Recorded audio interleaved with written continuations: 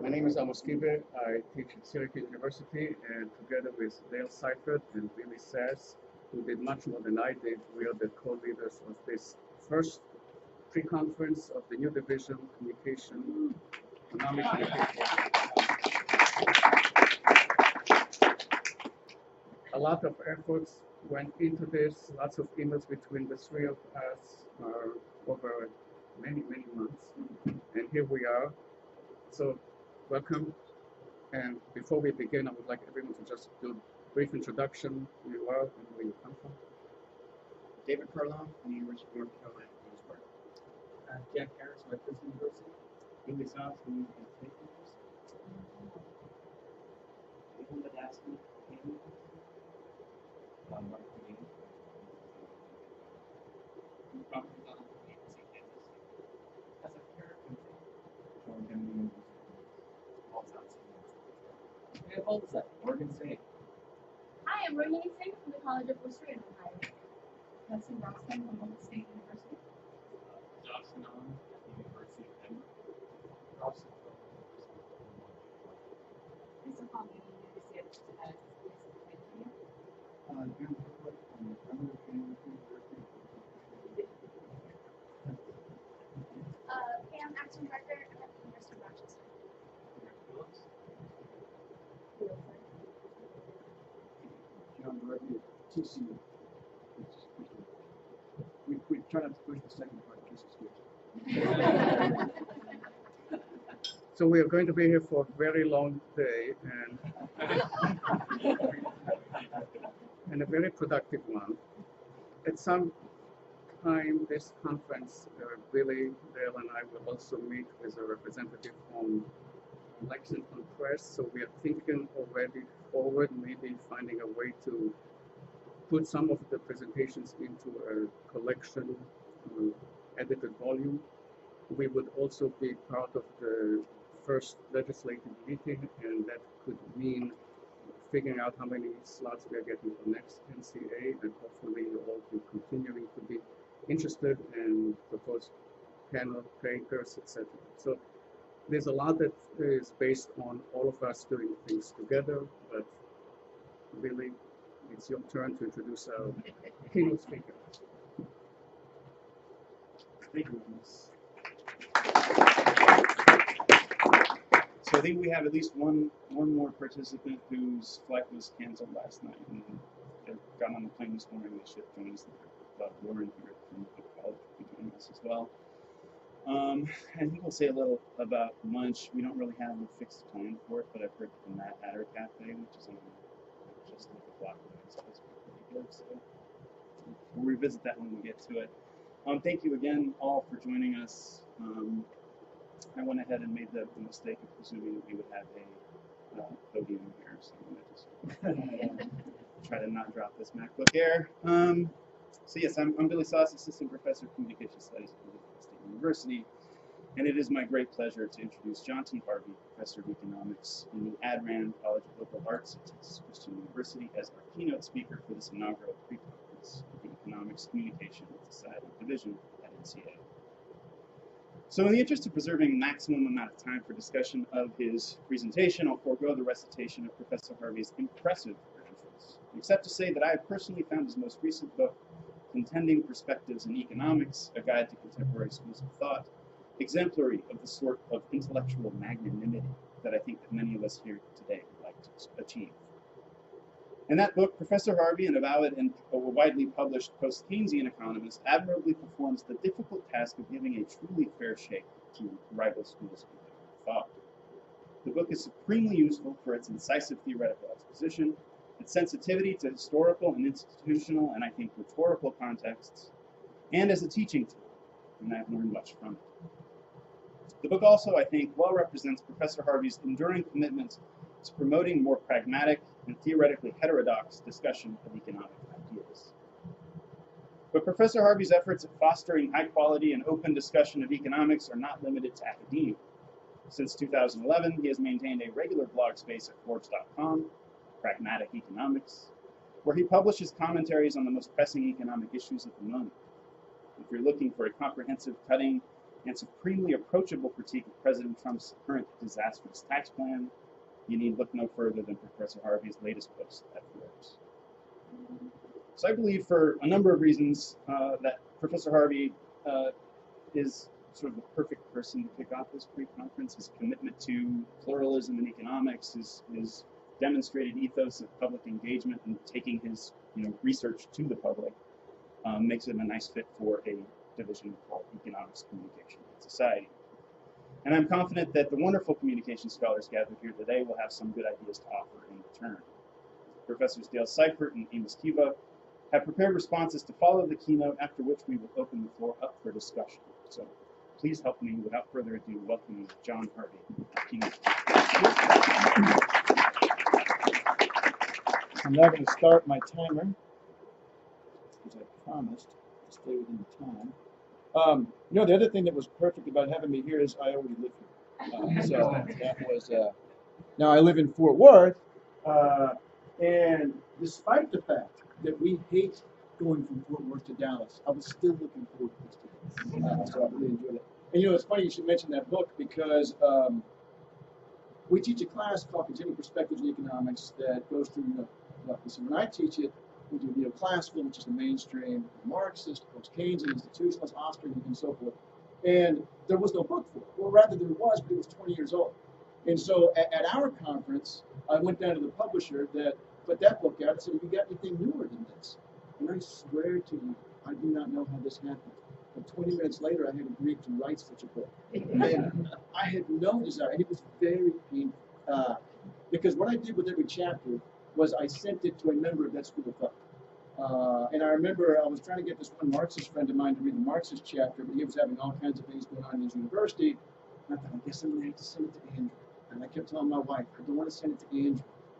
But I finally broke down and got 6 single-spaced pages of why I was wrong. But that's what I did for every chapter. I went through and made sure, as a Marxist, would you be comfortable using this chapter, as an Austrian and so forth. And I learned a lot. So, anyway, but thank you very much. It's a great honor to come over here and talk to you all. And I'm going to get right to it. And many of you probably heard about this event. It was a global financial crisis. And you may well have also heard about the economics discipline and how it kind of took a real black eye from this.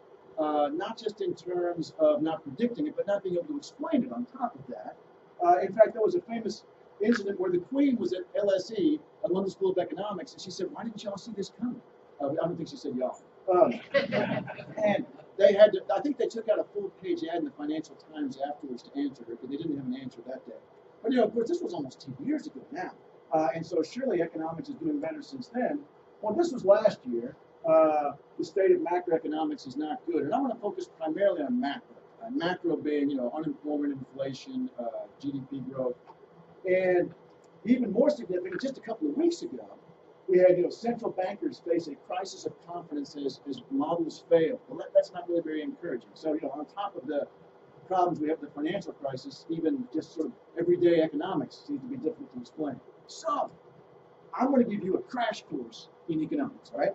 I'm going to give you the features, and I'm going to use neoclassical, orthodox, and mainstream as synonymous, all right? So I'm going to switch back and forth because I don't really think about which one I'm using.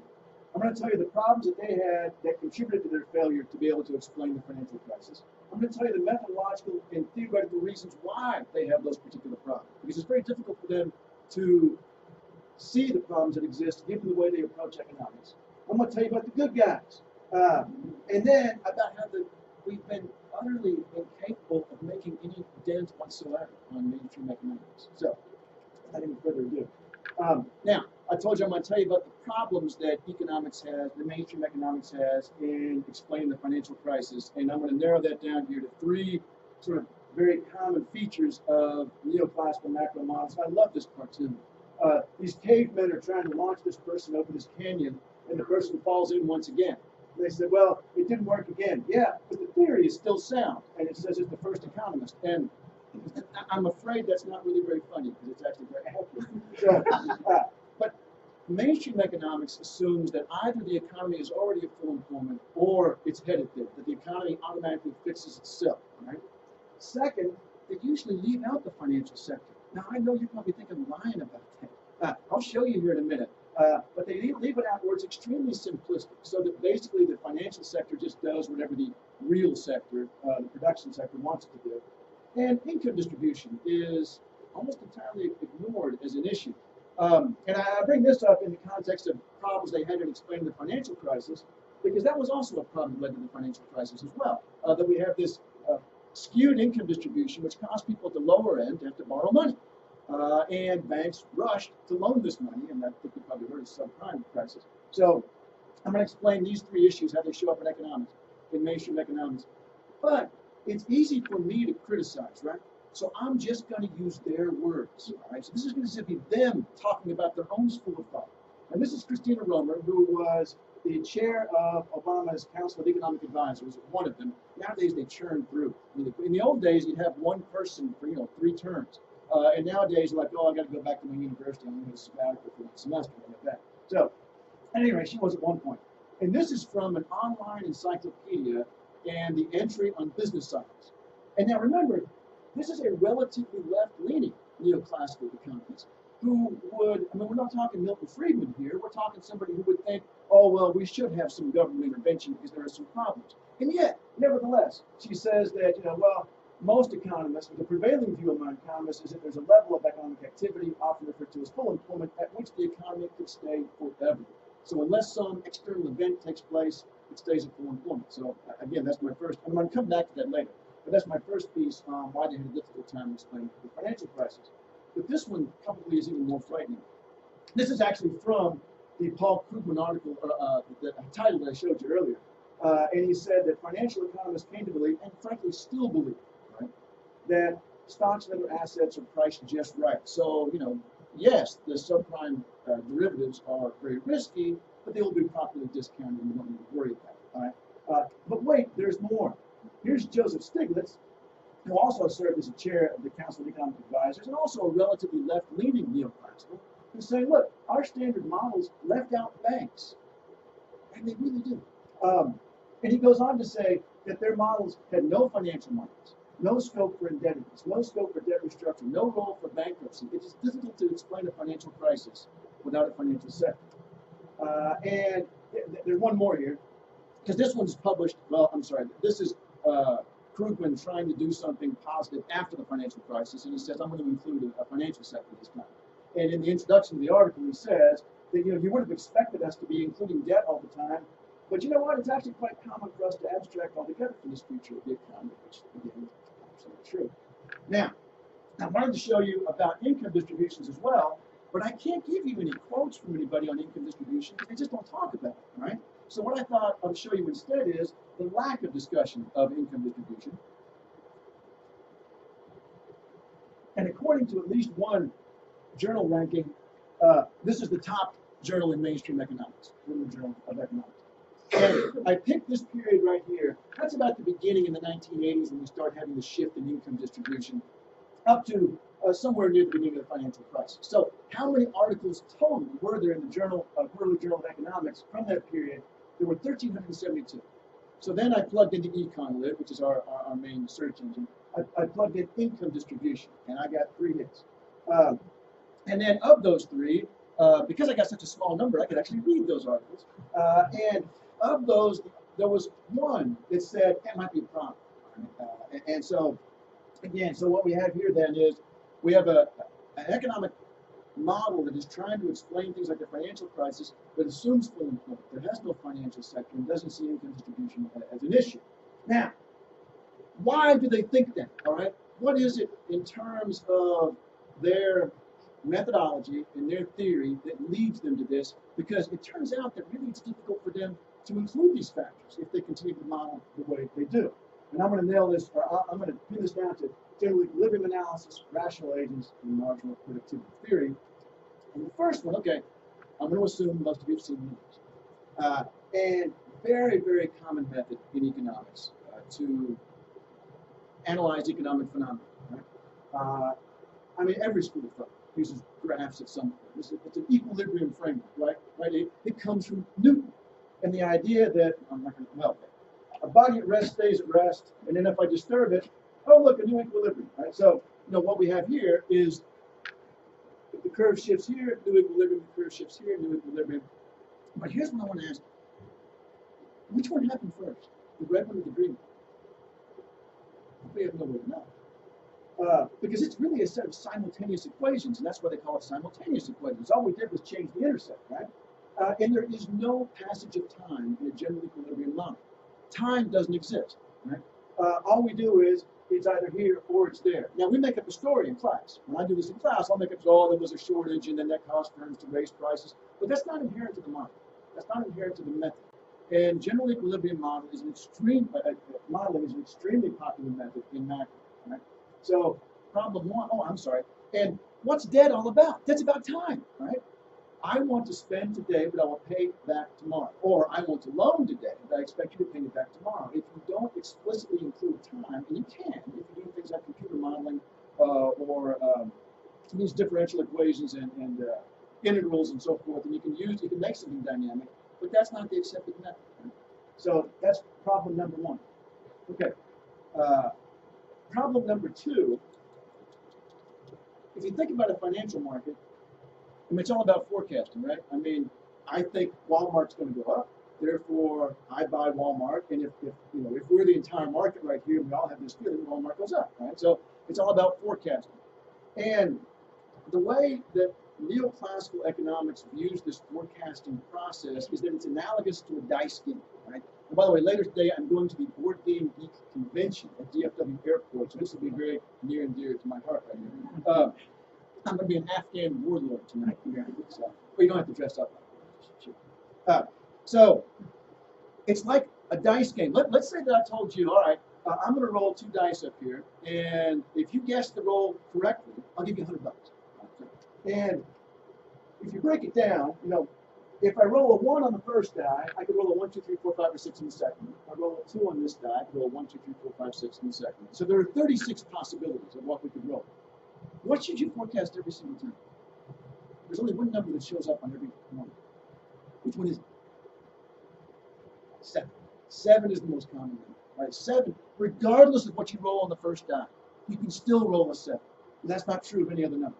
Right? So if you roll a 6 on the first die, you can't roll a 6 now because the second is going to add to that and so forth. So rational agents will therefore forecast 7. Right?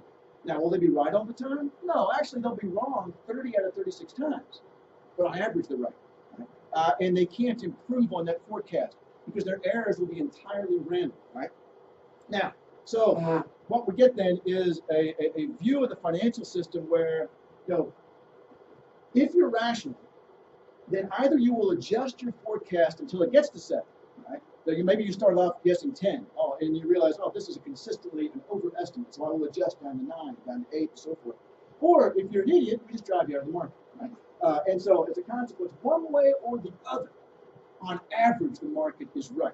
The pricing is right. Because if it weren't, you'd be driven out of the market. And very common in neoclassical economics to say, and let's just look at the long run. Right?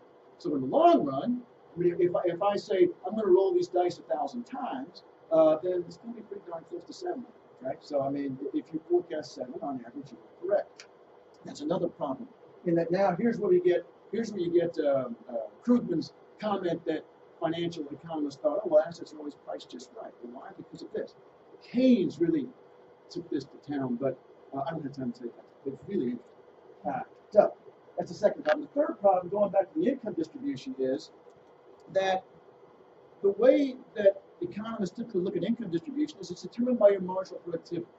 In short, you get what you deserve. Right? If you are earning less money, well, then you're producing less. I mean, so as a consequence, that's okay. So, I showed you there were actually 3 articles on income distribution. 2 of them didn't think it was a problem. Like, well, if there's a shift in the income distribution, there's a reason for that, and we don't need to worry about it. So, and it's not just us post-Keynesians that are criticizing these approaches in neoclassical economics. They themselves don't like their macro, not the macro part of it.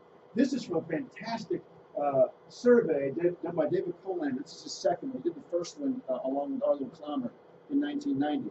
And they went to MIT, Harvard, Chicago, and they talked to their graduate students.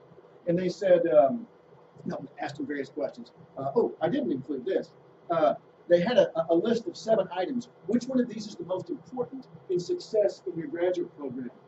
And listed dead last was knowledge of the actual economy. So, and this is, and it's true. Because, I mean, I started as a physics major. So, and I quit as a physics major because what I really wanted to major in was astronaut, and they didn't have that major. So, so I quit. I mean, all we did in graduate school was math, and it was fun. It was really fun, but it's like the dark side of the force, right? So it pulls you in. It's seductive. And then you realize I don't really care about the real world anymore because it's really fun creating these matrices and inverting and so forth. So this is what PhD students at Harvard and MIT and so forth are saying. Macro courses are pretty worthless. We don't see why we have to do it. And the models presented in the courses are not up to the job of explaining what's happening. The previous part of what this student was saying was, it's not like the questions are uninteresting. They're very interesting. And this is really kind of funny to me. They said, it's like math for no reason. I mean, so as mathematical as neoclassicism is, even their own students said, I don't see the reason for it in this class. Well, this is my favorite. And this is from Alan Blyton, who was an advisor to Al Gore and John Kerry, and served with Clinton. And this is an article he wrote after the financial crisis, and I'll just read it to you real quick. The stunning events of 2007-9 piqued interest in economics. I have never seen the level of interest in students as high as that which I observed last year. That's the good news. The bad news is that the current curriculum fails to give students even imperfect answers. It's hard to teach about a financial crisis when there is no financial sector in the book. And so, but that's not the reason why this is my favorite. This is what he says at the end of it. But you know what? It's not that bad. All we have to do is add in an extra interest rate, and it fixes everything. All right. So there was in neoclassicism a lot of hand-wringing, a lot of self-reflection. But I mean, after some time passed, you're like, hey, you know what? They wouldn't do that. And I think I know what the next slide is. It's maybe a surprise to all of us. Yeah, it is. No offense to our colleagues in the English department, but if there is a widespread fundamental misunderstanding of Sir Gawain and the Green Knight, we're not going to have social disaster on our hands. If there's a widespread fundamental misunderstanding of the economy, that's what this does. I mean, this literally kills people. The economic policy has a big impact. Right? So this isn't something that I did not count on the fact that I can't actually see it. Okay. Because of the glare. But this is something that's really important, all right? It's not just like, well, look how these idiots are interpreting Michelangelo. And again, nothing against art, but it's not going to cause me, it's not going to cause a financial crisis. But not everyone got it wrong, okay? And I'm going to talk about him again in a little bit. This was the economist that was voted as the most accurately having forecast the financial crisis, Steve Keynote. And he did this, and he's a post-Keynesian, and he did this with a model that he had developed, or published at any rate, in 1995. And by the way, right away, notice just in the title, financial. I mean, this is a very important thing in the post-Keynesian field. Keynes, okay, this can be confusing. Keynes is our intellectual founder, but we're not Keynesians. Because Keynesians are actually a branch of neoclassicism that we say they don't understand Keynes. Now, that doesn't make them wrong in itself. We also think they're also wrong, but it's a different school of thought. And I'll come back to that a little later, too. But Keynes, he said that banks absolutely hold a key role in the economy moving from one level of activity to another. So, at any rate, Steve Keywe wrote this article back in '95, and again, I'm going to go back into this near the end. But when he saw what was going on in the real world, he kind of dropped everything and plugged the numbers back into his old model and started to warn people, oh my gosh, there's about to be a terrible financial crisis. And, oh, I'm sorry, I forgot what was next. This is a fantastic article by Dirk Betzemer. Dirk Betzemer goes through and he looks at all the people who were more accurate in their forecast about the financial crisis. Now, first of all, he eliminated anybody that said everything was going to go to heck every single day. You had to have a theory. You had to have some sort of timing associated with it. And you had to be pointing towards the sector that did end up being the sector that caused the financial crisis. So he eliminated everyone else. And then of those who were left, at the end of the article, he says, what do they have in common, those who were left? Well, they were looking at financial assets, at credit flows, at debt growth, and all the things that are left out of the mainstream model were things that he decided in his article were critical to understanding, or it's critical to people who actually forecast it correctly. So, this gave us, what battle is it? My first love is World War II history. Stalin. And so I was trying to think of a good picture for a counterattack, and I didn't think of anything better than Stalin. So this gave us post-Keynesians a chance to counterattack, right? We're like, okay, we've got some people that got it right. They're on record of having got it right. We have the models already built. And by the way, one of the common criticisms or stereotypes is that, well, you guys just don't understand math. Steve Kiewe is a brilliant mathematician. He wrote the software that in which he put the computer simulation for that model. So, I mean, we're not mathematicians, we're economists. Right? So math is our tool. So we counterattack, right? And here's Steve Kiewe writing an article for neoclassicals, saying, hey, folks, you know, we kind of got it right, and here's what we did, and maybe we can all work together. Okay, well, no offense to Economic Record from the Economic Society of Australia, but it's not really a widely read journal. And we can't get in widely read journals, and they don't read our journals, right? And so that these sort of conventional way one would push for a new theory is blocked off to us. And as evidence of this, let me show you this. What I did was I looked at the top 10, according to one ranking, neoclassical journals, and I searched for the word Minsky. You may have seen that in the title of the Steve Kiewe article, because I wanted to have a word that was uniquely post-Keynesian. I couldn't put in post-Keynesian because sometimes people use that for after Keynes. So I just put in Minsky, right? In the entire history of these 10 journals, Minsky shows up 12 times. And of those, is it 1, 2, 3, 4, 5, 6, 7, 8, 9, 10, 12. Of those, 9 of them he wrote. Right? So, I mean, he was the author of those. So really it only shows up 3 times. And that one there actually is that Krugman article I was talking about. So, so we can't get in there, right? By contrast, this is 4 very post-Keynesian friendly journals. Clearly, the Journal of Post-Keynesian Economics is very post-Keynesian friendly. And how many times in the history of the journal did the term Minsky show up? And then just since the financial crisis. And so, you know, as a consequence, that is, well, we can't get in there. So, why aren't they listening? Right? Why won't they listen to what we have to say? And again, many things you can pick out, but I'm with these 3 right here. Paradigmatic blinder statement. Well, Keynes realized this when he wrote the general theory. He said this is going to be a problem because you all aren't going to know what I'm talking about. Because the composition of this book has been for the author a long struggle of escape, and so must the reading of it be, a struggle of escape from habitual modes of thought and expression. And I brought my copy of the general theory with me this morning to read a passage to you, but I left it over there and I remember what it is. He also says, what I'm trying to say here in this book is really very simple and should be obvious. The problem's not going to be the new ideas. The problem's going to be getting you to stop believing the old ideas. Well, he was monumentally unsuccessful, right? He did not get his point across. And, okay, I want to tell the story, but I can't. All right. Like many of us, I'm a huge Star Trek fan. And I was watching Star Trek Deep Space Nine, and one of my favorite of the little spin-off. And Dr. Bashir is on Deep Space Nine, that's a space station.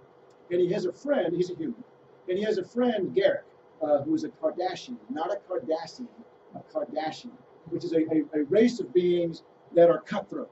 In their culture, you would be admired for climbing to the top over the dead bodies of your friends, all right? So that's kind of the background of that. And Dr. Bashir, I can't remember why, is telling Garrick the story of the boy who cried wolf. I assume most of you know it, but you know, the kid's lonely, he's a shepherd, and for some excitement he yells out, wolf, wolf, and then everyone rushes up to help him and says, oh, the wolf just left. And they say, well, that's good. And they all go back to town. And he does this, 4 or 5 times in a row until eventually they don't trust him anymore, and one day a wolf does show up, and he cries wolf, and nobody comes, and he gets eaten. And Garrick the tailor says, that's a great story. He's a tailor for some reason. There's a long background to Garrick. Garrick says, that's a great story. And Dr. Bashir kind of puffs out and says, yes. He says, and the point is, if you tell a lie all the time, no one's going to believe you, even if you're telling the truth. And Garrick says, are you sure that's the point of the story? And Bashir says, what else could it be? And Garrick says that you should never tell the same lie twice. I thought that's brilliant. That's absolutely brilliant. I mean, that is an example of a paradigmatic blinder, of a worldview. You come in with a different worldview, you have the exact same story, but you take something else away. And it also shows you that the moral isn't in the story at all. I mean, the moral is external. You brought it with you to start with. It's a perfect story on Cardassia, which is the home planet, on Cardassia to tell people, look how stupid this kid was. You know, he could have thought of something else. And I got to thinking, what else could you say? Well, maybe you should say, never ignore a cry for help. That could also be a story that illustrates that. You know, that, hey, the kid's making an idiot of you, but that's not important. What's important is you cried out for help, you should go help. Or, why are they letting some little kid up here with the wolves? You know, so it could be a lesson. Don't let kids do dangerous stuff. So, I mean, that to me, that's the way I explained it in class, is that when you come from a different perspective and you read the exact same book, you bring something different away. And so, now back to economics. This is a very common neoclassical view of what Keynes said.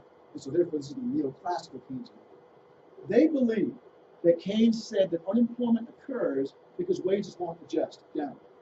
Now, if you think about the day after Easter, and the grocery store still has lots of Easter egg dye. What do they do with the Easter egg dye? I mean, they probably throw it out at some point. But they put it in a cart and they mark it down, right? They lower the price.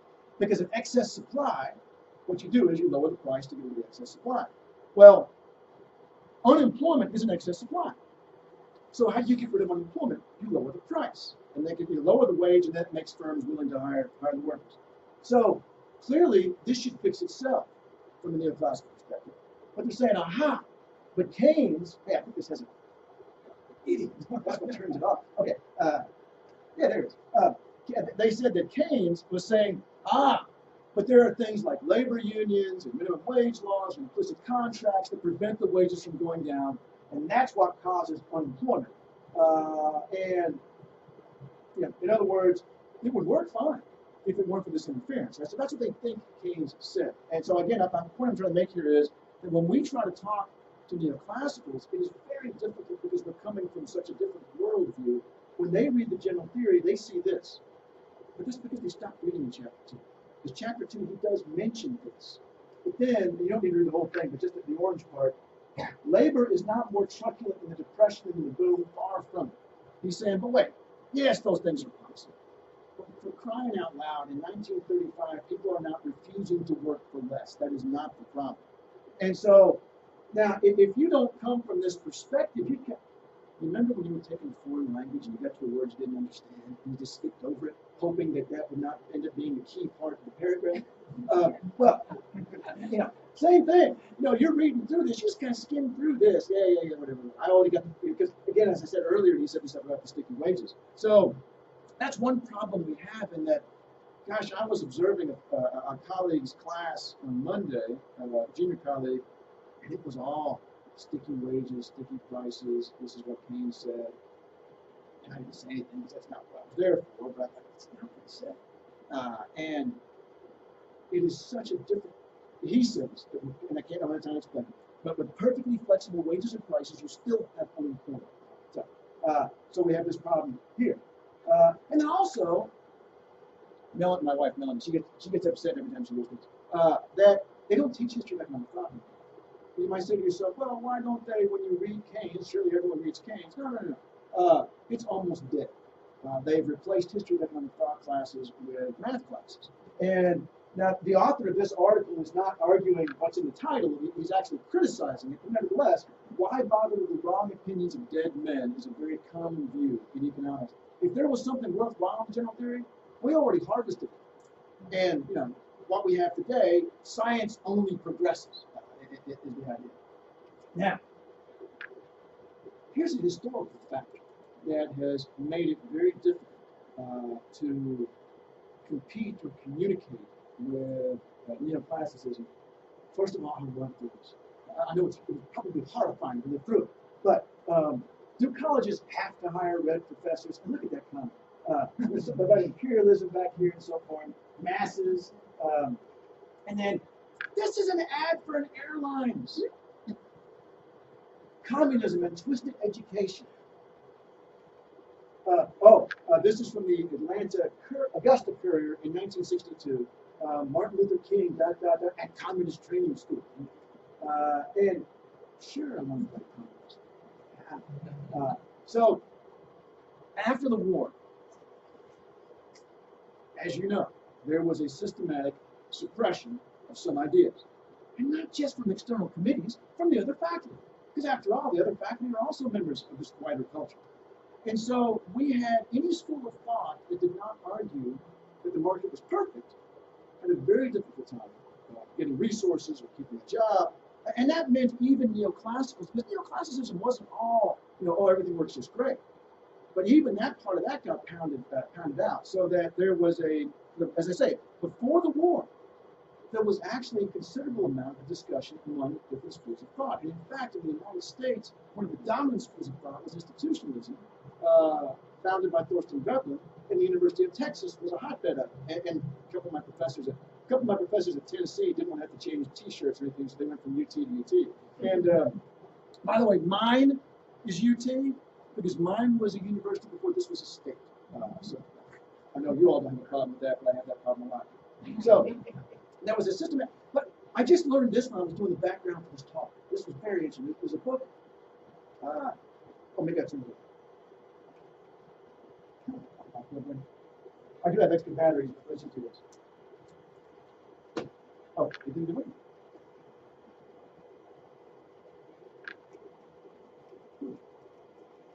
Oh my God. It's some sort of external committee. Yeah. Found out. Yeah, that I'm trying to do this. They haven't pushed the arrow. So, let's see. Well, okay, I can just tell you what it says on the next slide. The next one is a quote from a book that is how the Rand Corporation funded and encouraged the creation of this rational economic man model. Because the idea was that, commies are all, committees and the government's doing stuff for us. No. Individuals can do it for themselves, right?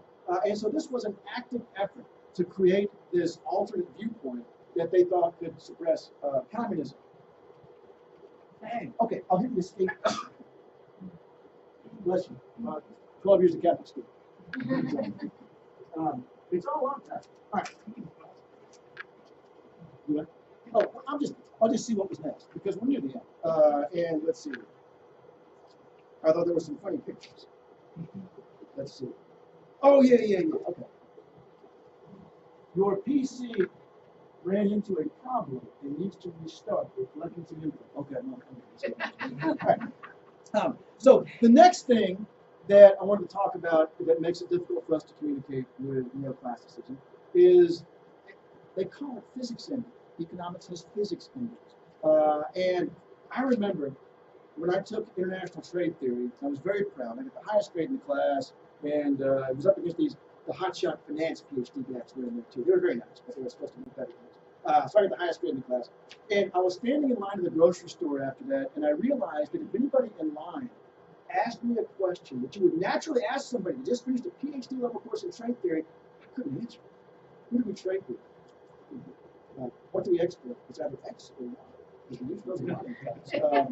And what are our tariff barriers? I had no idea. I could invert matrices, I could multiply vectors together, stuff like that, and it was really fun. I knew nothing about the real world.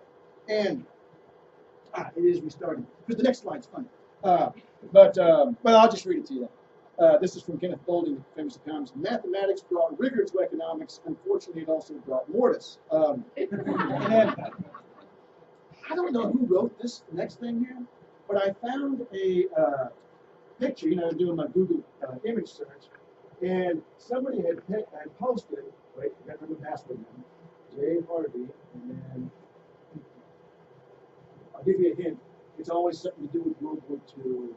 I do Spitfire, Lama, stuff like that. But this came up. Dear Economics,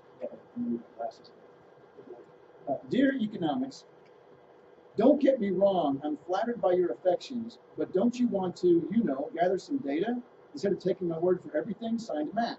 And I have no idea who put that up there. I guess I could have found out. That was in a very first talk. And that's something else that I want to bring up, and that is the fact that in economics, when we're building premises, in major, when we're building premises, we lean towards the idea that you're better off, oh, there's my Spotify station, you're better off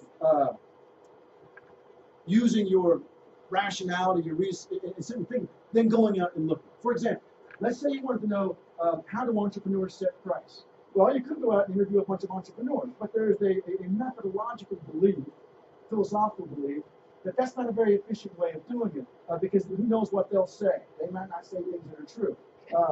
And so, yeah, I mean, let's see, shift F5, and we're back again. Okay. And so, Scottish common sense philosophy. All reasoning must be grounded on first principles.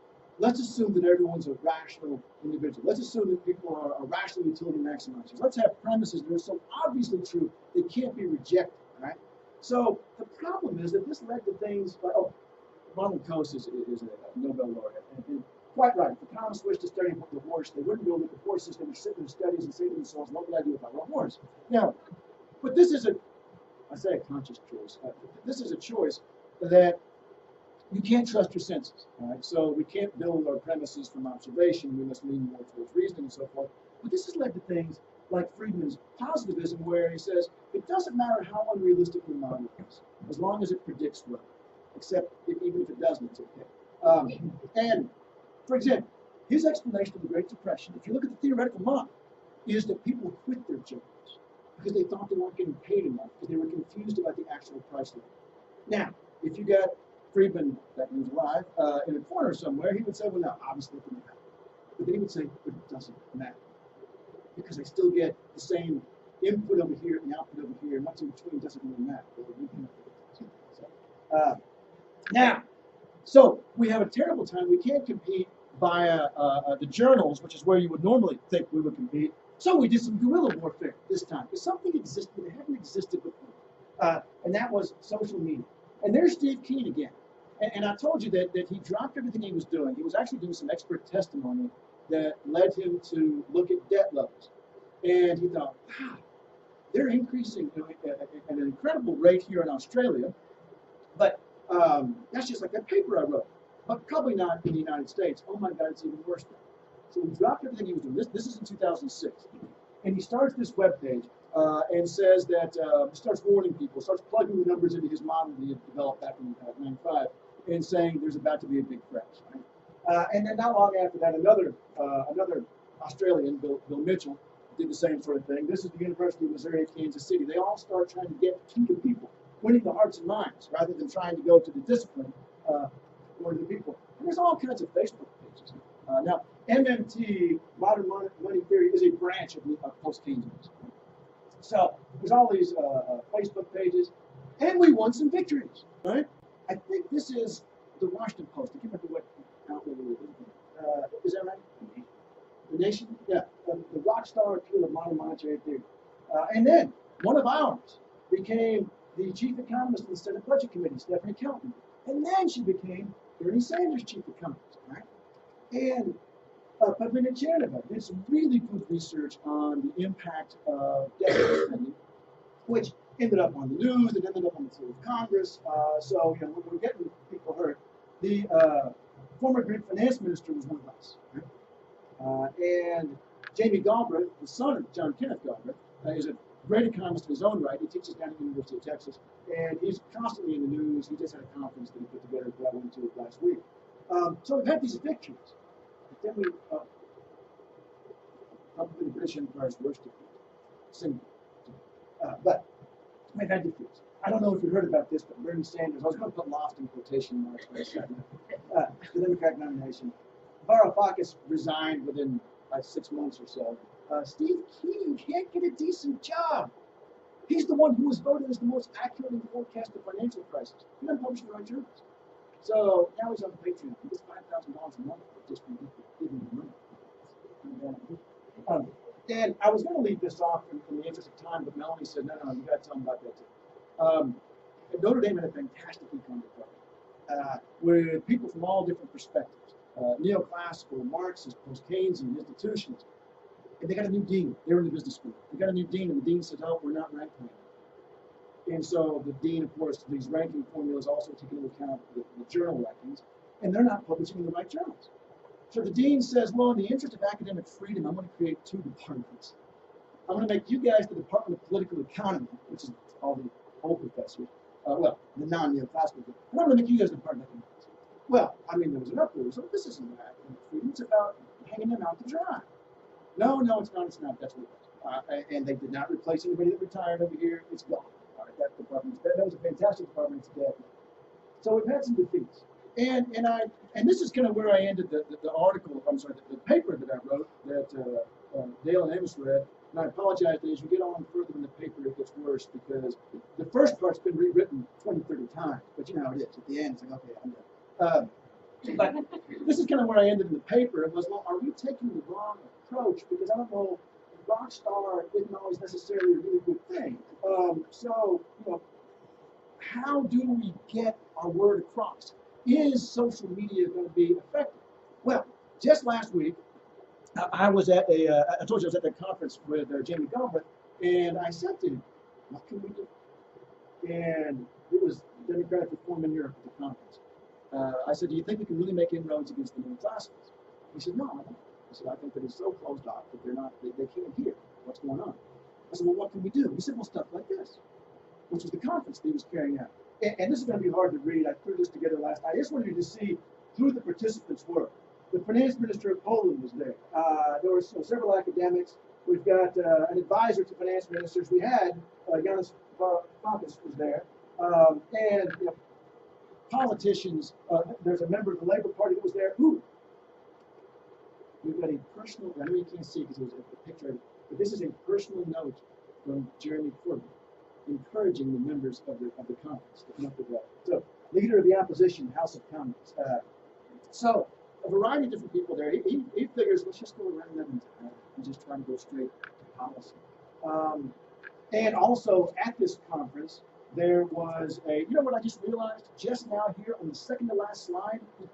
All I got to do is look right there, and I can see the next slide. I didn't realize that. So, Janis Varoufakis announced while he was there a new political party. Well, it actually sort of started that. But he says, we're going to try to take the elections in 2018, 2019, whatever the European Parliament elections are. The European Parliament doesn't do anything. We got to start something. All right, so the idea being that even if we can't get into the journals, then perhaps we can get into policy. So, and I'm going to quit 3 minutes early. So, thank you.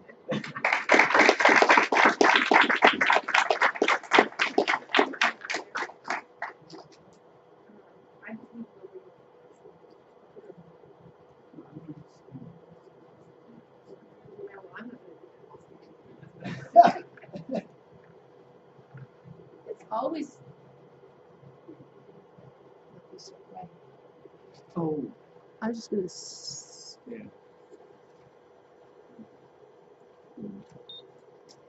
This not so bright. Then we can see. It's always kind of distressing when the best speaker in the room comes from outside the communication discipline, but I think that's going to happen today. I want to start with context. Just to set the stage. By all accounts, right now the Academy is under attack.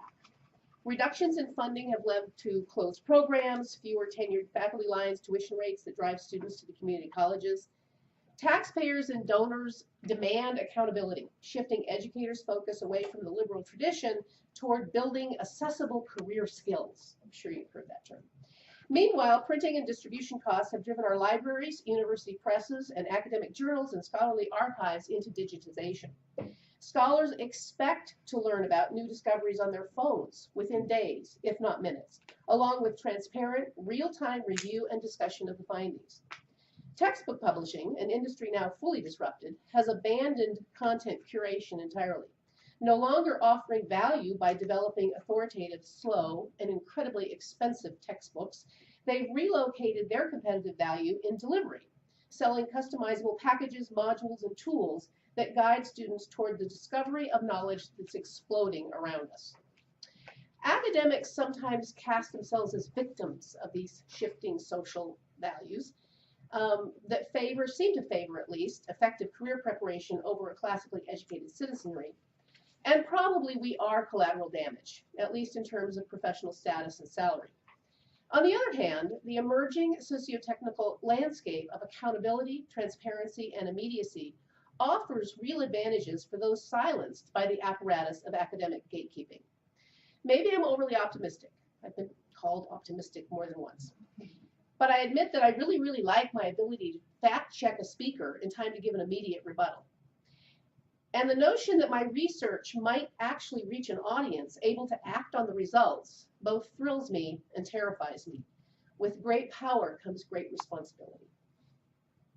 So within this 21st century context, I read Professor Harvey's paper. It's a time of real-time processing of ever bigger data, and we consider, as with Professor Harvey, the 18th century mindset of the discipline of economics.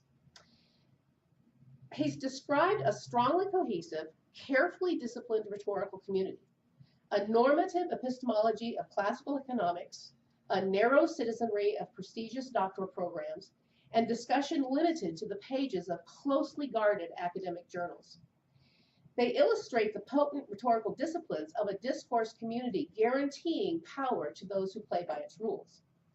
And, I thought the most interesting part actually, supported by a political environment favorable to its assumptions of market efficiency, and an epistemological infrastructure, government infrastructure that is, for collecting only the data demanded by its theories, neoclassical theory thrives regardless of any objective relationship to real-world economics. Maybe the closely guarded gates of academic discourse communities are especially recalcitrant. Examples of strictly disciplined academics readily come to mind. Baxter, Brown, and Blair demonstrated communication studies disciplining of the feminine. Kruder describes English departments that function like fraternities. Cyphert admits that organization science scholars force consensus to maintain credibility. And Latour showed how laboratory orthodoxies control discovery in biology. Academic practices illustrate the very definition of rhetorical community, disciplining interactions of a social group's moral, epistemological, and performative norms to sustain its capacity for collective decision-making. Survival requires the capacity to adjust to change, and Ed Black argued in 1980 that rhetorical cultures are immutable, but change requires slow, large paradigm shifts in the way audiences construct and respond to messages. So Professor Henry calls for a popular campaign, that was his term, popular campaign, to change the economics community, which I took up as a call for public relations.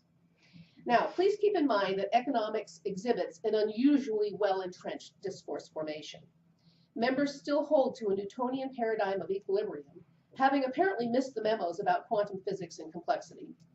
Subscribe to the myth of the rational agent, despite a Nobel to Robert Thaler for killing Homo economicus, and seem to actually believe that political leaders create economic policy by reading published research in the flagship economics journals. Given the 117 years since Veblen first named and challenged the neoclassical discourse formation, and 81 years since John Maynard Keynes' attempt at the same, this is clearly not an easy paradigm to shift. So, to the question of response. Given Professor Harvey's clear evidence of outdated epistemology, conceptual models, and discourse methods, what can or should we do about it? One option is to do nothing. We have our own academic gatekeepers to worry about, after all. Let the edifice of neoclassical economics fall on its own while we cheer from a safe distance. I honestly believe the academic formation has had its 5 centuries of fame. The social, economic, and technological changes we all face have already begun to do their work. Anything we do now in the way of popular campaigning probably has little marginal impact. Still, as American citizens subjected to the policies of economically clueless politicians, we do have a dog in this fight. Also, we know a bit about changing rhetorical systems and might as well make ourselves useful.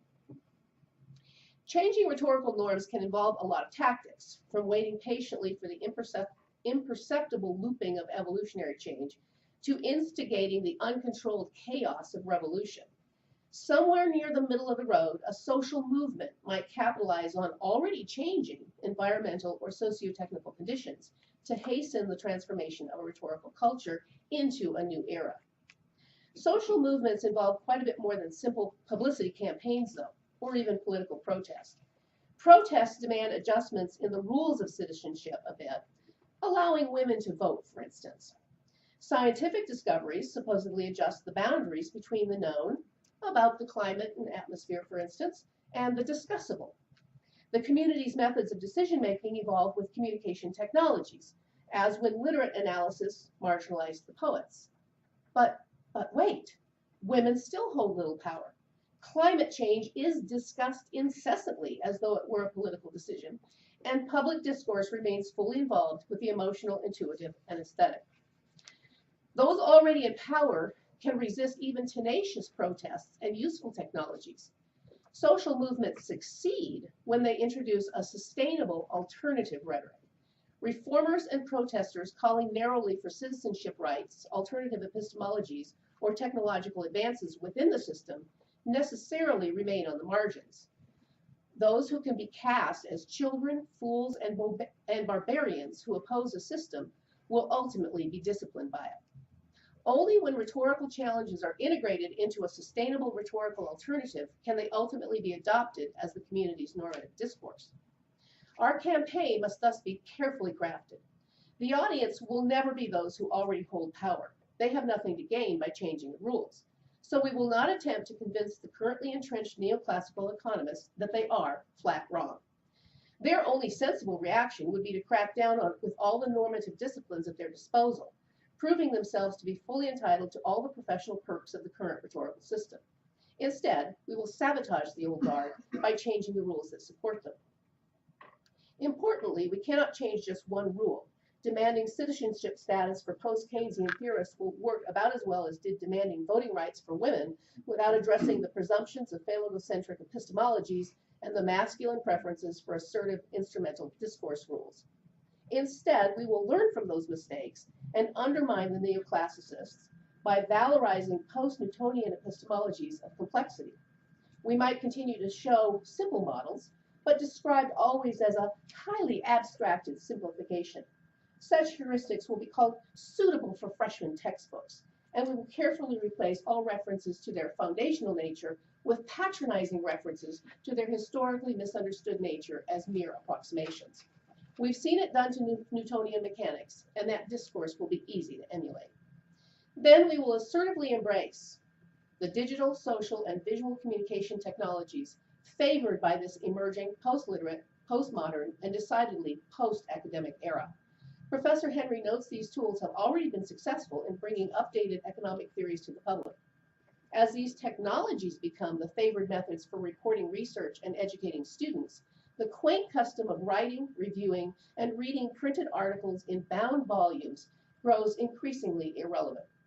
We need not prevent the dinosaurs from engaging in their unique internal communication habits. The world will simply move on around them.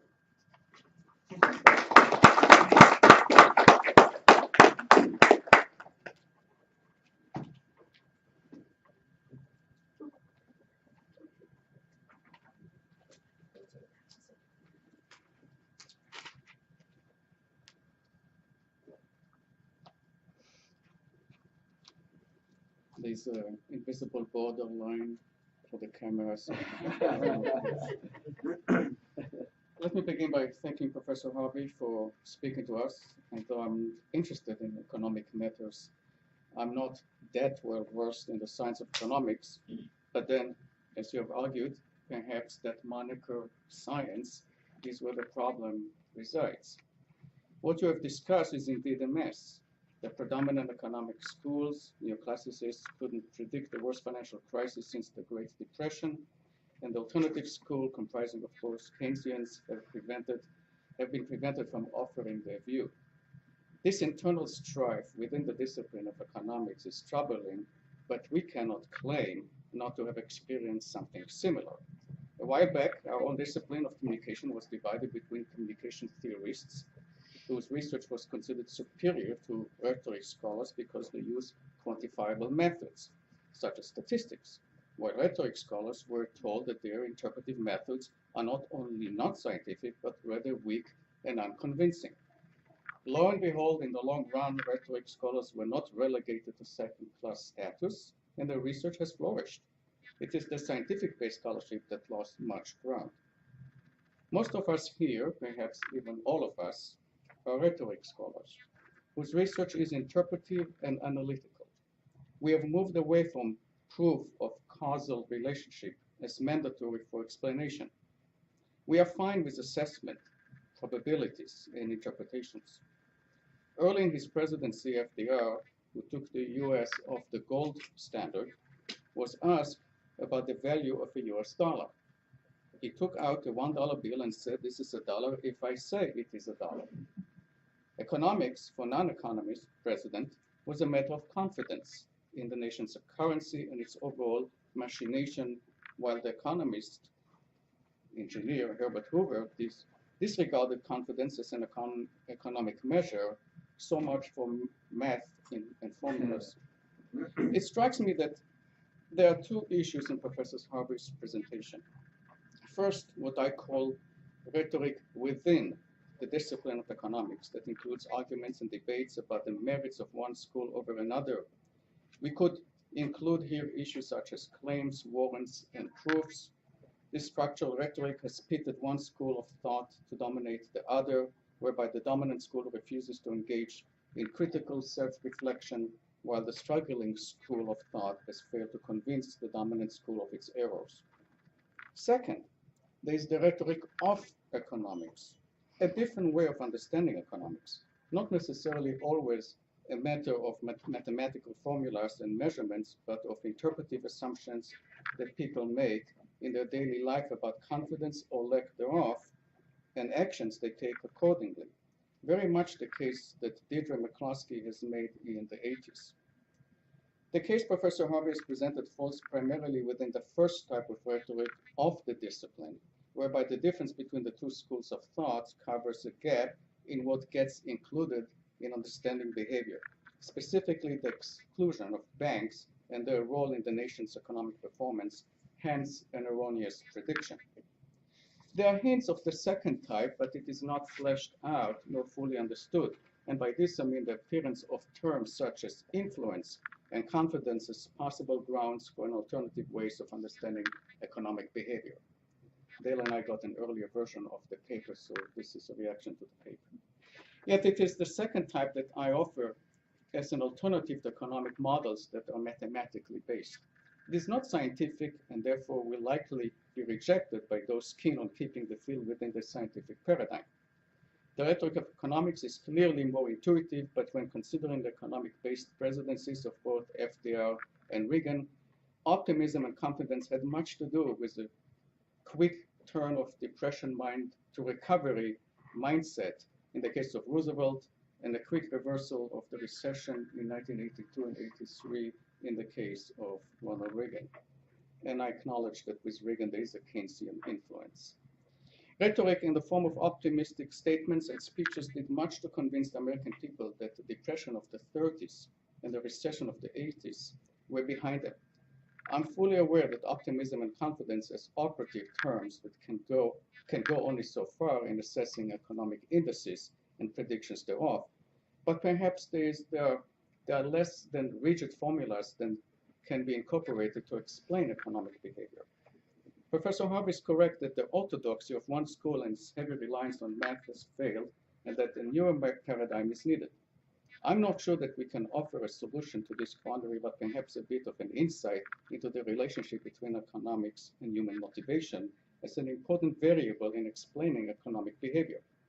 Such a perspective may move the study of economics from the narrow focus on predictability to a more expanded notion of how people behave under certain conditions, and that such patterns can tell economists about expansion or constriction, how do optimism and confidence translate to economic behavior, and how perception of an economic state affects people and subsequently the economic actions thereof.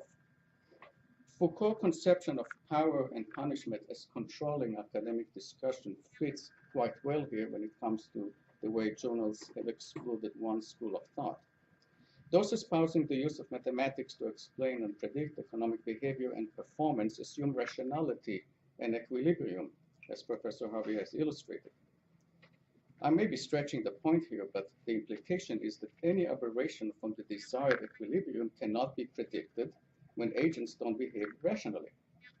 Rational behavior and rational action is the baseline, and if relevant, all other variables are held constant, and thus predictability and stability are ensured. Yet, any cursory review of historical events would dictate that such a view is textbook assumption, but hardly realistic or practical. In such a model, what Professor Harvey calls market psychology and non-rational behavior, they are not mainstream occurrences and therefore discounted and even ignored. Yet the rhetorical explanation would consider these two terms significant and important in explaining economic behavior. This is precisely the situation Hoover found himself in the winter of 1932-33, and due to preconceived notion of economic paradigm, he couldn't see a way out of the banking crisis, apart from some claiming coming statements and calls for patience.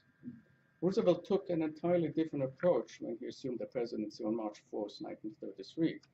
He engaged in an active agenda during the first week in office, closed the banks, which were actually closed before. He just made them official, called all governors for a meeting in the White House, got the Senate and the House to pass an emergency economic act in one day, something never done before or after, and ended the week with his famous first fireside chat that explained the banking crisis and asked people to redeposit money and gold that they hoarded only a few weeks earlier. 11 hours after the radio address, thousands of people lined up to do exactly what the FDR asked them to do. No mathematical formula could explain or predict this event, but a rhetorician could. Assessing FDR's active agenda that persuaded the nation that the incoming president knew what he was doing was quite credible. For his part, FDR predicted nothing. All he did was to construct symbolically the image of an active and engaged administration. Confidence was restored in a matter of days. Banks' liquidity resumed quickly, and by the end of the month, the crisis was over. Special currency created to show up failing banks was largely unneeded, and only few banks that failed never resumed operation. The majority did, and the majority of the banks did survive. The banking crisis on the heel of the Great Depression was, and still is, the classic example of confidence as the necessary currency, metaphor intended, of a sound economy. Blinders that affect how economists explain events are but screens through which reality is accessed, and here too a rhetorical explanation would be helpful. To engage in theories that clearly show fatal flaws is by to subscribe to a screen or to screens and filters that quote-unquote control the perception of reality. To be a bit more specific, terms such as investment spending, a volatile component, or conditions are right are but descriptors of situation, and they need to be unpacked so that it is clear what they mean. My hunch is that as details are filled in, we will see the determinants of social construction, hence symbolic and rhetorical acts that work to expose a dominant persuasive field as unrealistic, but also fearful of losing its control or hold. Terms such as influence, exposition, overconfidence are more specific indicators of economic forces that are not quantifiable, but instructive and significantly so. Let me illustrate. When you suggest that Keynes argued that, I'm quoting you now, prevailing conception of the operation of the labor market was flawed and that the primary factor causing fluctuation in employment was total spending and not wages, I interpret to mean that spending is a matter of confidence in the market, and hence the invisible hand that moves an economy in a given direction. If the related question is how to measure confidence, I would suggest that we don't think of every economic indicator in a quantifiable way, but build an interpretive model that is based on several variables that can collectively show an economic direction and level of activity. Professor Harvey's description of ideological vigilantism is disturbing and revealing. We are no longer dealing with economic theory or its mathematical grounding. Instead, the issue is that of control, that looked at those with different viewpoints as heretic. Now we are clearly in a rhetorical domain where one school of thought not only dominates the discipline, but has prevented alternative voices to have the light of day. The discipline of economics is in the midst of an ideological battle between an old boy network and refusal to let newcomers, especially women and minorities, have a say and show their expertise.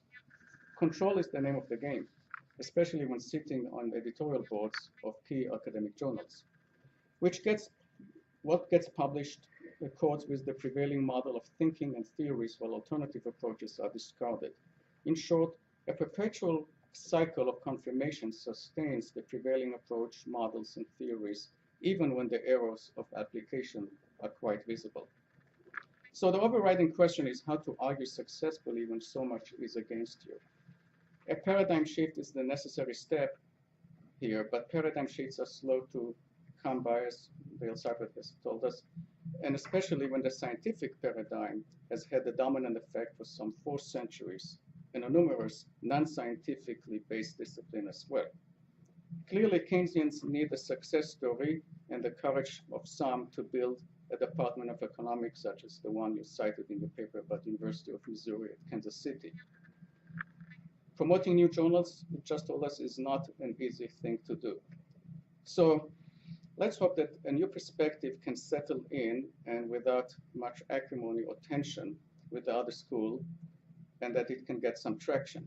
Lastly, perhaps I would suggest that hiring a rhetoric scholar who would introduce the notion of argumentation, analysis, warrant, grounding, rhetorical construction, and symbolic action could help formulate alternative perspective to what you have suggested. Thank you.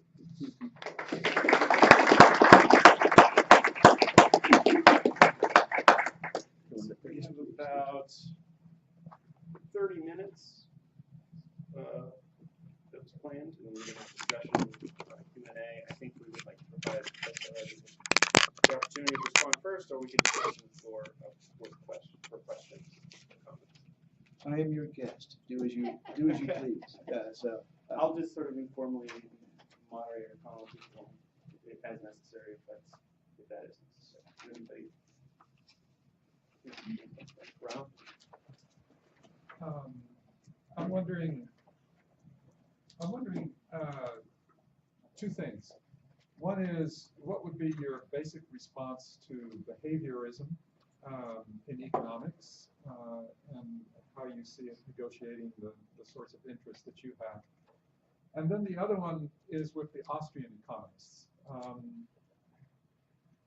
Fortunately or unfortunately, I have a very dear friend who lives 3 floors below me, who is one of these figures. So we always have conversations about along these lines.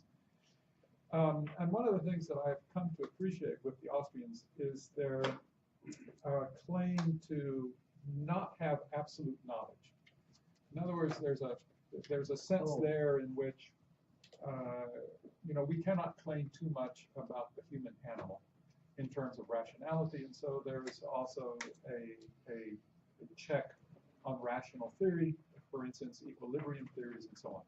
So I'm wondering about how you would see the Austrians and how you negotiate between post-Keynesianism and Austrian schools, what differences you see, what overlaps. And the behavioral economics as well, yeah. No, that's one of those things that you get excited about. Like, oh wow, the behavioral economics, like that could be a place to get an inroad. But apparently they're not terribly popular in the mainstream either, because there's also different branches of the mainstream that are economic history of economics, even in the mainstream. So yes, I've learned a great deal from work like that, and I treat work like that as, oh, that's worth reading, as opposed to something in the Quarterly Journal of Economics or whatever. But the Austrians, it's interesting you should say that, because there's a branch of Austrianism that believes that they are telling the absolute truth. And I learned this from another Austrian, and then when I was doing the research for the book as well, is that you know, they lean very much towards the idea that we get our premises from reflection, and that since I'm a Homo sapien, I guess I know a lot about Homo sapiens. And so, you know, when I come up with these premises, well, gosh, that must be true. And as long as my premises are correct, and they start with the action axiom that every conscious action is aimed at improving a person's satisfaction, is their most basic premise. Kind of like, I think, therefore I am. You know, it's there, I think, therefore I am.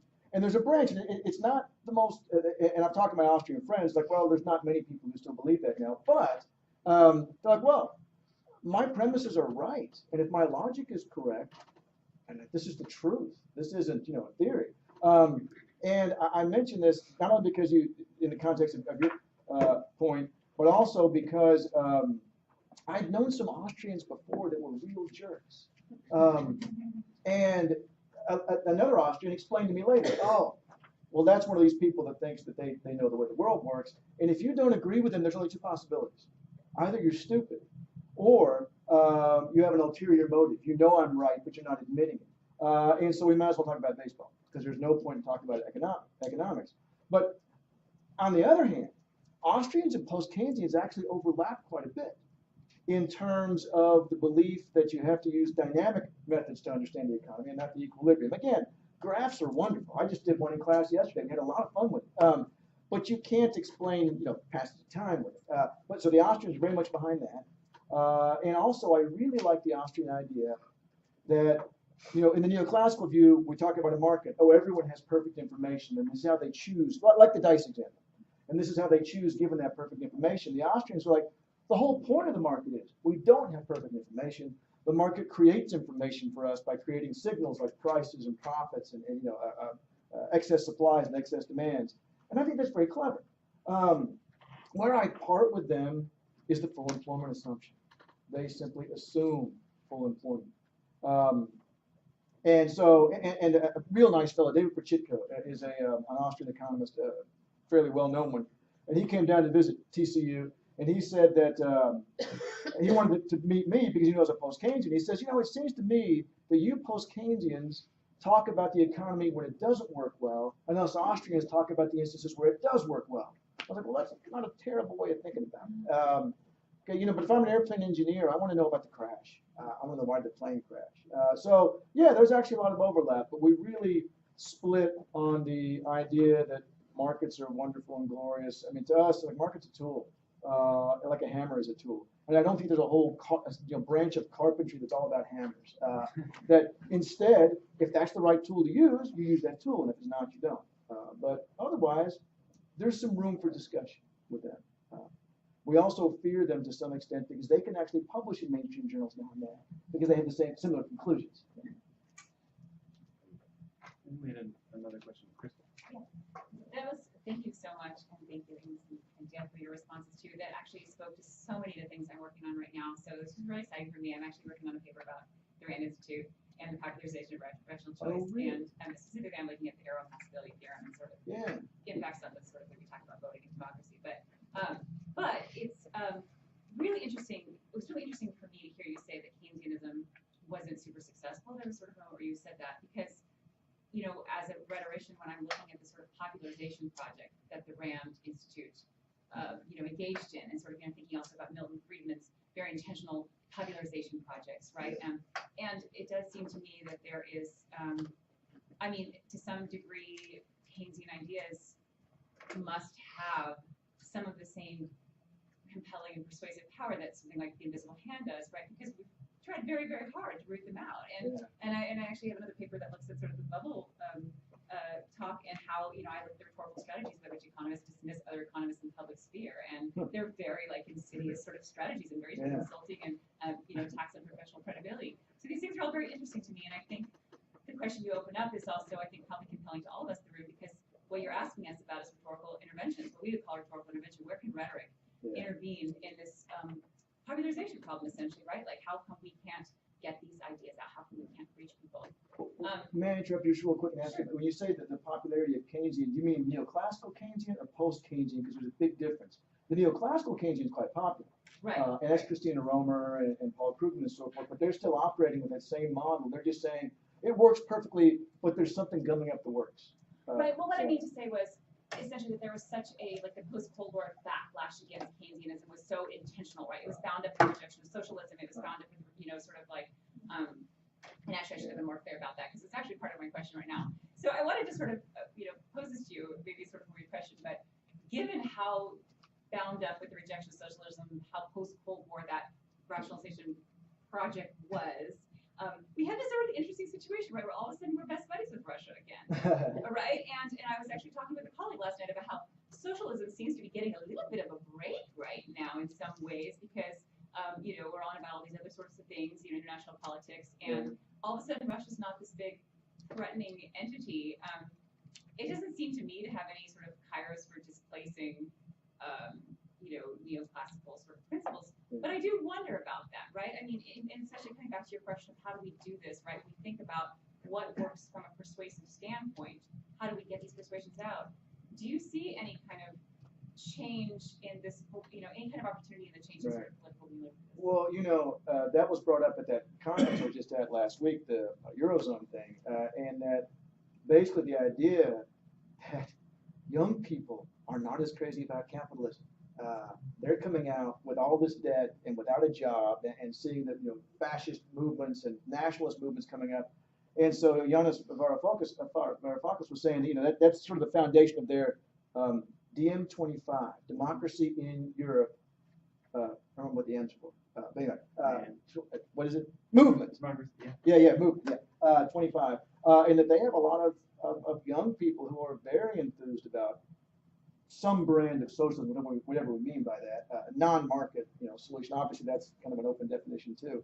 So I don't know so much from the political standpoint, but just from the sort of practical idea that, I just saw a thing yesterday that millennials are being blamed for not going out to eat, and so they're destroying restaurants. They haven't got any money. I mean, and so we owe more on student debt, even though I got free tuition for my one daughter and 80% off for the other one, than we do in our house.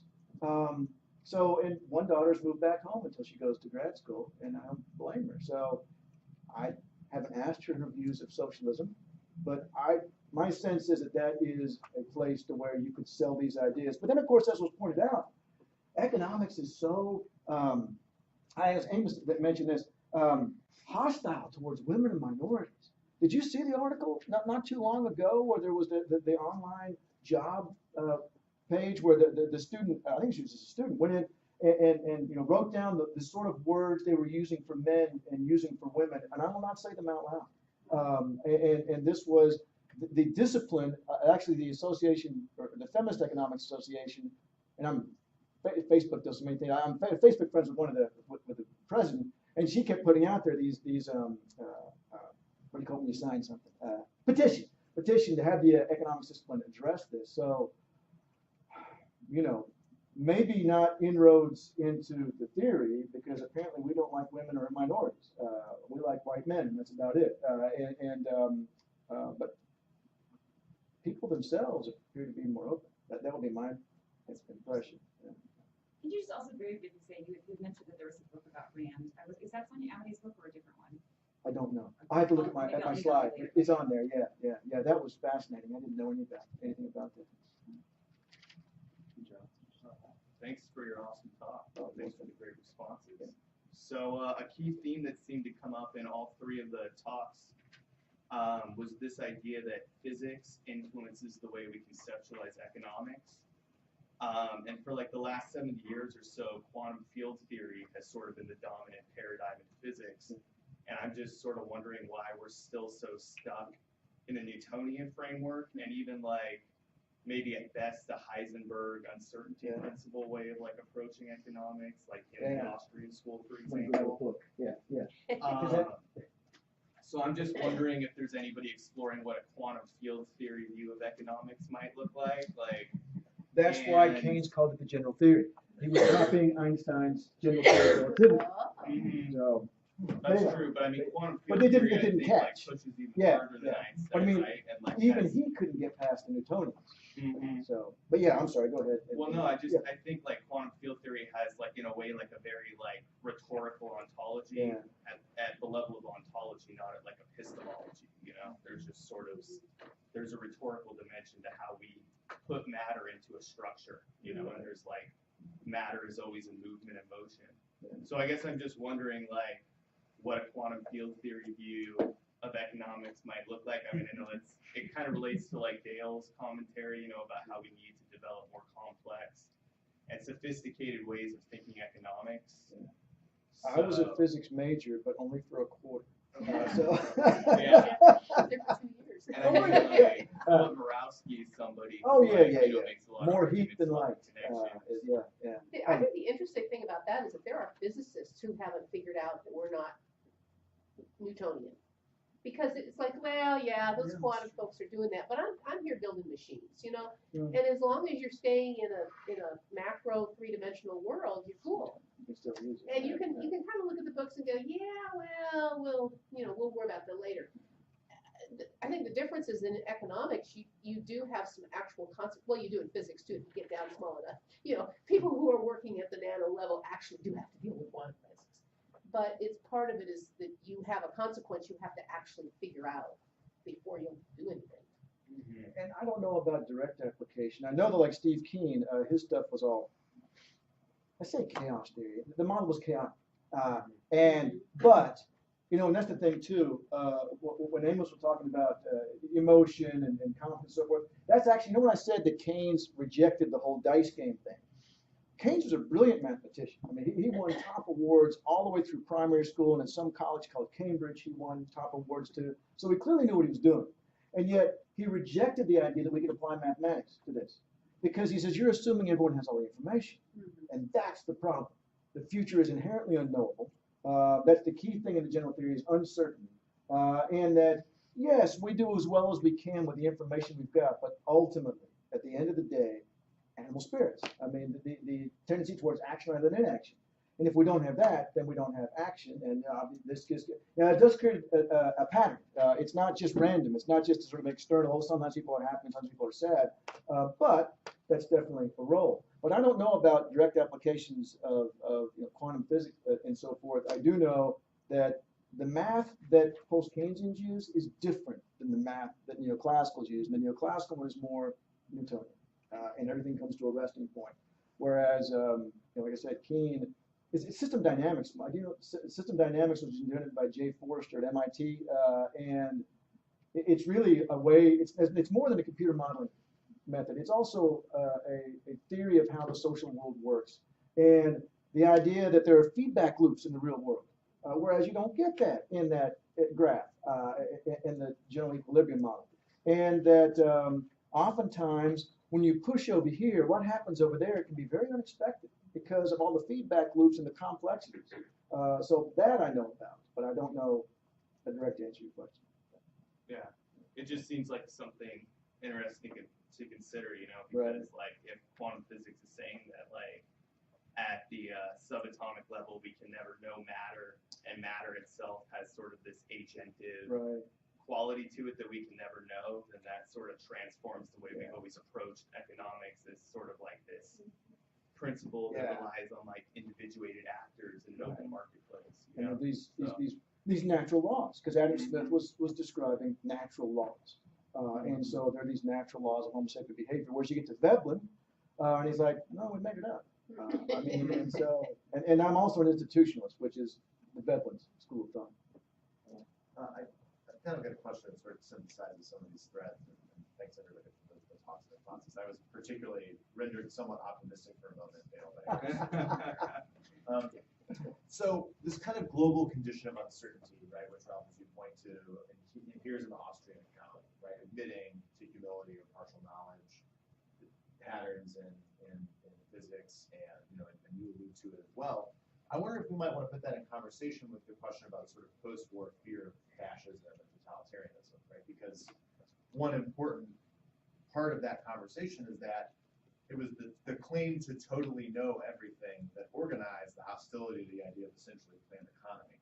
So I'm wondering to what extent the more we want to celebrate uncertainty, celebrate what's unrepresentable or unknowable at the end of the day as a kind of, response to the highly statistical, rationalistic model.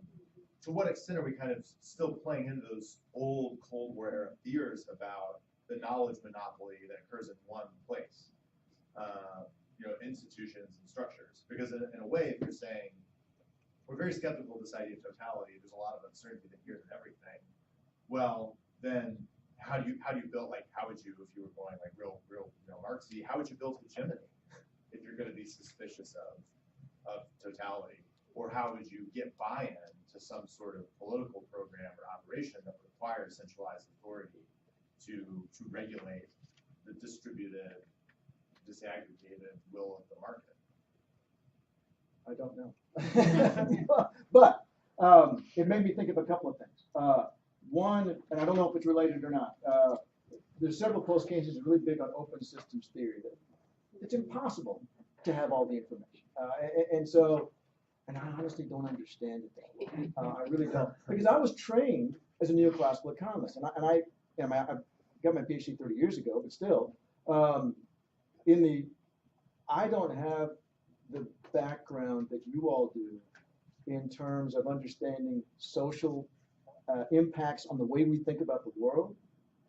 I was taught that this is the way it is in neoclassicism, and then I replaced that with some other ideas. And yes, I also followed Veblen, but I'm not really practiced in it. So I'm not very good at that kind of question, and yet I know it is a very important question. I know it's something that needs to be addressed. And so we had this sort of open systems approach that is pushed in post-Keynesian economics. And I was thinking too about how to get I guess consensus or whatever to carry out. The institutionalists, and again, there's many post-Keynesians who also count themselves as institutionalists. Institutionalists is basically Thorsten Veblen and Clarence Ayers, who's at the University of Texas. By the way, the people who invented the National Bureau of Economic Research and who invented the leading index of leading indicators, and yet no one knows what institutional is today. But they were big on John Dewey and Charles Sanders Peirce and pragmatism, and we practice, we experiment. We have a goal. Now, obviously, we have to get some sort of consensus on that. And how do we get there? Well, I don't know. And we think about FDR. Let's try this. No, it didn't work. Let's try something else. Let's try something else. So it's a very experimental way of looking at the world. And I don't know if that in any way gets to, because I'm not very good at those questions. I'm not, I don't know anything. I don't know any of that important stuff that you guys know, which is why I'm here. Because I'm trying to learn some of this. But that's as close as I can get. Similar to that comment, or question, I think as a student of communication, I think generally in the discipline we're pretty comfortable with uncertainty. And it sounds like you are comfortable with uncertainty. So how does that translate into, sort of related then, the policy world? When policymakers want to know, okay, so the experiments are great, but what do we do? How do you translate that over? How do you translate the uncertainty into some kind of less you could do a policy uncertainty to the policy world? Because this is something that I think comes up in our discipline as well. When we talk to outsiders, I experience they're not often as comfortable with uncertainty as I think we are, and they say, "Well, what should I do?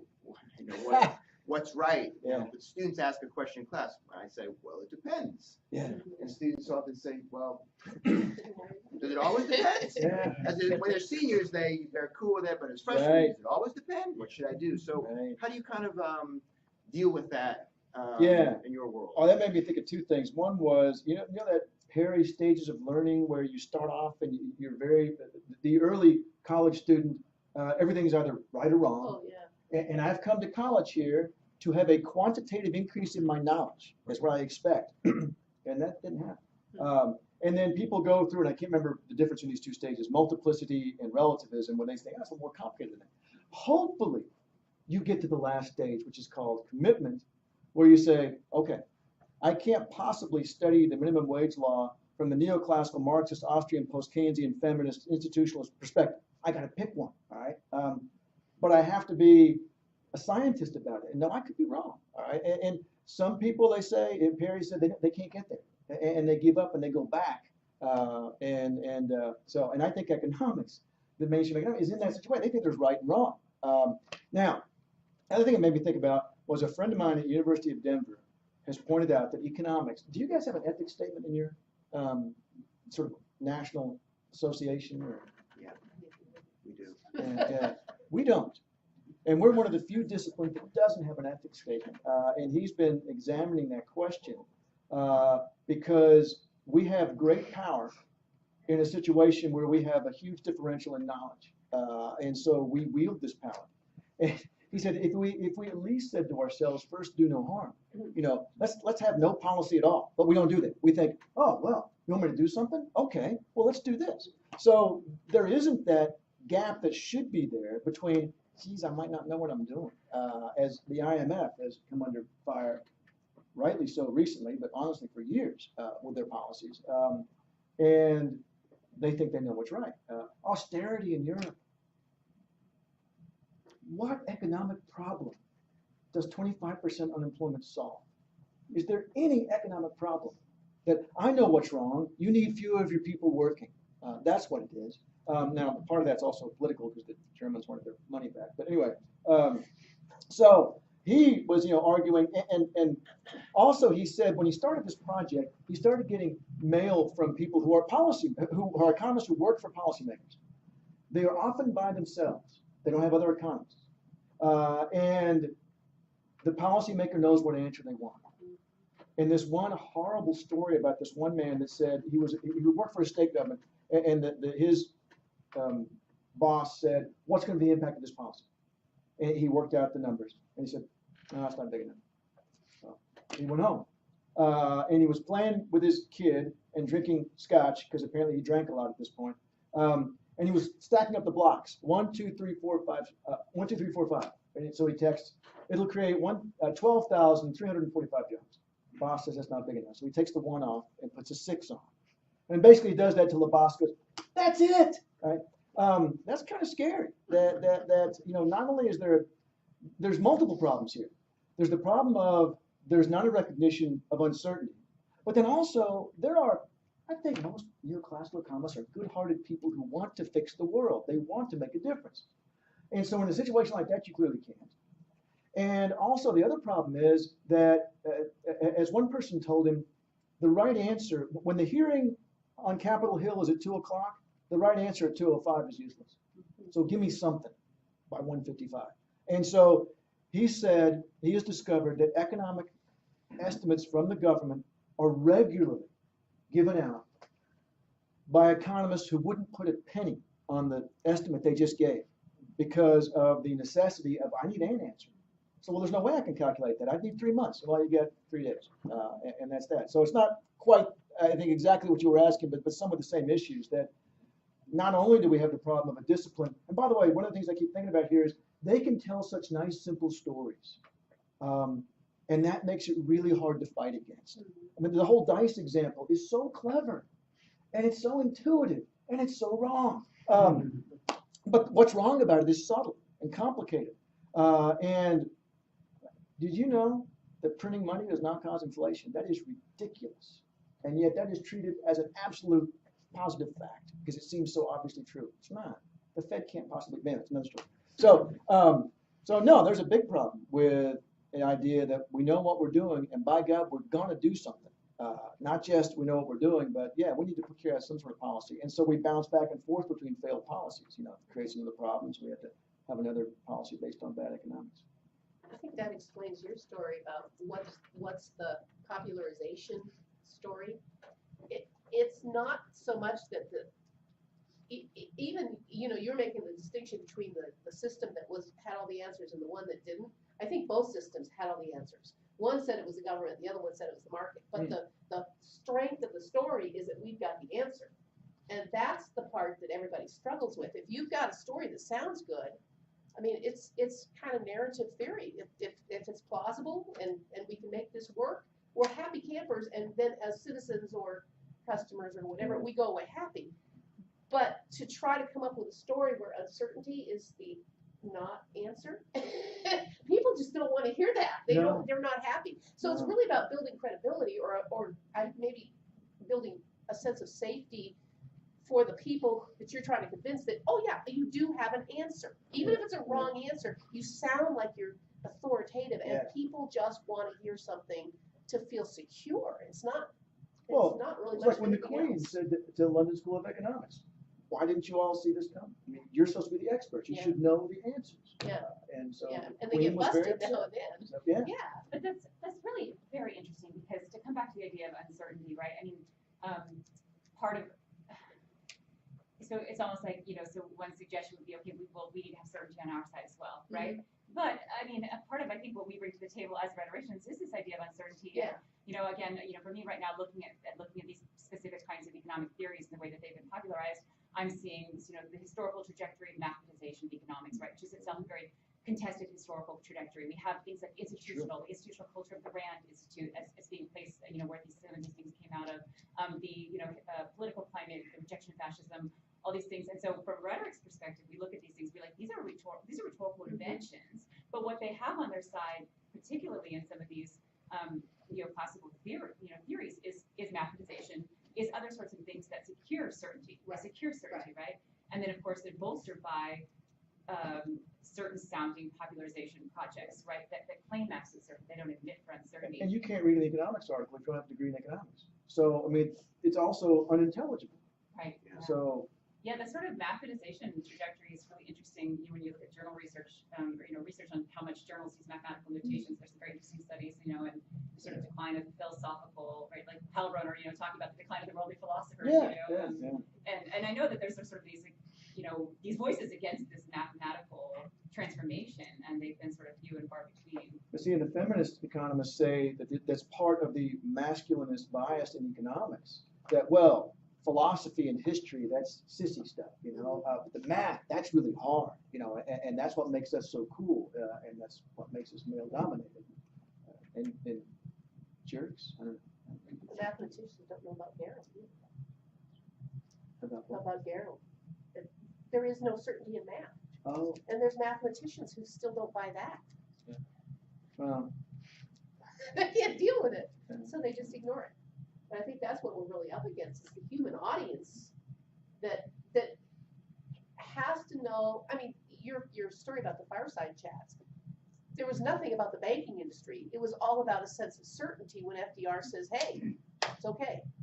If Daddy says it's okay, we're going to be happy. If Daddy says, I don't know, it depends. They're not happy.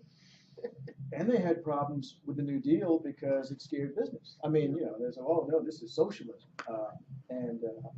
But as soon as the Japanese bombed Pearl Harbor, all that went out the window. I mean, and we have a works program, the likes of which we have never seen, never saw before or since. And unemployment was 1.9% during the war. So. I think we should wrap up here, but I wanted to ask you as proposed, how satisfied are you with Jamie Galbraith's assessment that it is conferences and academic meetings where the policy makers are present that count? Because I know that you were talking about we need to have it out in journals, and there needs to be a struggle there. A little uncomfortable with social media and the rock star appeal of market monetary theory. Where do you land on that? Because I think the rhetorical intervention is maybe where we might think that. And before I answer, I'm going to thank you guys very much for your comments. I learned a lot, and I really like the example of women got the vote, but they don't have any power. Yeah. That's a very different. And Keynes is very much into the optimism and pessimism. He's a very important part of the business cycle in general. So that's very much on point there. I don't know. I think that he could be right, because this conference wasn't just academics. I mean, it was policymakers. Policymakers were there. One of the head mediators for the AFL-CIO was there, and so, if we can't get straight to, and I think he's probably right, that there's no point in beating our heads against the wall trying to get into the journals. That it's just never going to happen, because who wants to be the editor of the journal that allows post-Keynesians to publish and destroys the ranking of what had been a top 10 journal. I'm actually on the board of editors of a neoclassical journal, but it's, you know, it's the one that they give out to the econ students who get into the honor society. I mean, it also goes to other people too. But so, and he's a really good guy. He's a neoclassical, and he's like, but I want to hear different views, but not in a big journal. So I think he's right about that, and I hope that you folks were right that, well, they'll just kill themselves. They'll become increasingly irrelevant. But the problem is people can't see that they're increasingly irrelevant. That's what I worry about. I worry that people can't see that. And one of the things I got to thinking about was, what if we started the campaign of, hey, at state schools, that's coming out of my tax money. Well, do you know what kind of research they're doing there? It's insane. You're paying for people to model the macroeconomy that doesn't include the financial system. Now, I'm afraid that will get personal though, and that doesn't fit my. I don't want to. And then they come after the rhetorical scholars. Yeah. But I didn't care. But then they came after the. Exactly. Then they came after the economists. Yeah. Exactly. Well, that's what I mean. I think the academic institution, as we have thought we knew it, is gone. It's dead meat. We might as well get used to that, but we don't see it ourselves either because we're in the middle of it. Well, so I think that it's a good idea. But the institutionalist pragmatist in me says, I don't know if it's going to work or not, but let's experiment. Stephanie Kelton's had the ear of some pretty important people, and Right. you still have Bernie Sanders going out saying, you know, we need to reduce the debts. Like that's a priority. It's not a priority. You know, But there's reason to believe that post-Keynesian ideas are circulating in policy circles. Yeah. That's there well, seems to heck, be an unwillingness to say what. the Trump's chief economist talked about having a jobs program, which is a very big. Now, I had people saying, "Well, don't point that out. Don't point out that he said something that you would agree with." I said, "No. I'm not going to do that. I mean, I want it on the table to be talked about." But you know, it's funny about Stephanie Kelton, Bernie Sanders' chief economist. She said, and this was still during the campaign. She said, "We cringe every time he says democratic socialism. We've told him you can't say that on American television. You did call yourself a progressive." And he went on some talk show and he said progressive, and they're like, "Oh, thank God." Next one, he's back to democratic socialist. So, but you know, I mean, he's not going to say what you want him to say. He's going to say what he thinks is right, which is part of his appeal. But yeah, that really drove him crazy. He kept calling himself a socialist. So I don't know. Great. Well, I think that is all for our time. Thank you again.